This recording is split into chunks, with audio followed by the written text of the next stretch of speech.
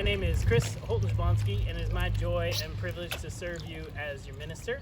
And we're coming at you with another From Your Minister Junior Edition, special on location in our backyard. And as a special treat, we've decided to let my children squirt me during today's story and mailbag. So that'll be refreshing for me and should be fun. So here's the story. Once upon a time, he woke up and he was a little confused because it was dark still, and he was somewhere he'd never been, in the middle of a field, and he saw that stretched out across the field there was other people also waking up, and he kind of brushed himself off, and he didn't have hardly anything. He had the clothes that he was wearing, but he looked around and somebody was running up towards him, and they said to him, right really close to his face, they said, "You have to choose now.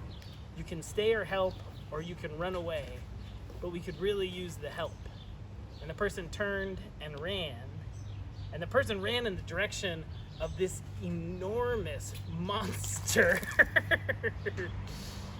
which was a little bit scary. And so he looked, and as he looked closer, the monster had two heads. It was sort of shaped like a dragon with lots and lots and lots of arms and a couple wings sticking out. And the two heads, one would look like a Darth Vader head, and one looked like a Severus Snape head. And all the many arms and tentacles moved out, and as you could see closer, it was like all of the tentacles had little feathers like they were dollar bills, and some of the tentacles looked like USB cables. It was a complex foe that he was about to help tackle. And he had a little moment where he saw how big the monster was, and he looked around, and as much as there was other people waking up, there really wasn't that many people waking up, and he couldn't tell how they were going to be able to do it together. But he felt something deep inside of him where he knew he was supposed to help. He knew he knew that he was supposed to be part of the solution. And so he started walking and then running toward the monster. And the strangest thing happened as he started moving towards it. As he said yes to this enormous task, he felt this glowing kind of sensation in the middle of his belly. And he thought, this must be the thing. Surely I'm about to have some mystical weapon, some powerful thing that'll help me as we conquer this huge foe. And he stopped and he focused, and sure enough, the glow got larger and larger, and something kind of came out of his body, and he was so excited to see what it was, and it kind of landed into his hands, and it was a frisbee. And he was confused why in this moment he would get a frisbee, and he couldn't think why a frisbee would actually be helpful. And he looked around, and sure enough, a couple other people had been in the same sort of moment. He saw some glowing in the middle of their bodies and things coming out, and all of a sudden their confused looks as well. And two people sort of drifted towards one another, and he held out his frisbee, and another person held out this big floppy bunch of plastic, and another person held out a long curved piece of metal. And with confused looks on their faces, they came towards one another. And as they got closer towards one another, they felt the strange objects they were holding kind of drawn towards each other. And they were drawn all the way towards each other until they kind of swirled together and they fused. And all of a sudden, there in the middle of the three of them was a bucket. All the pieces had combined and they had created a bucket, and then they knew what they had to do. See, running right next to the beast was this huge river. And part of what was powering the beast were these little fires, and so one by one they ran down to the water, grabbed some water, ran up and started to put out the fires.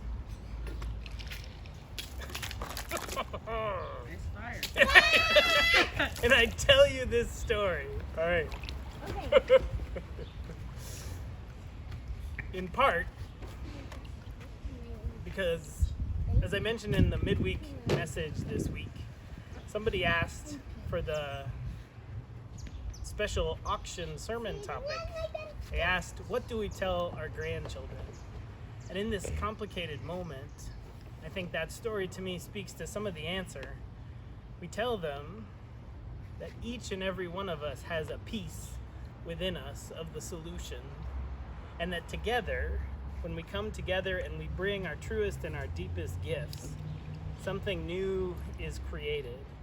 And together, we can meet any moment, this moment, and together we can topple any foe.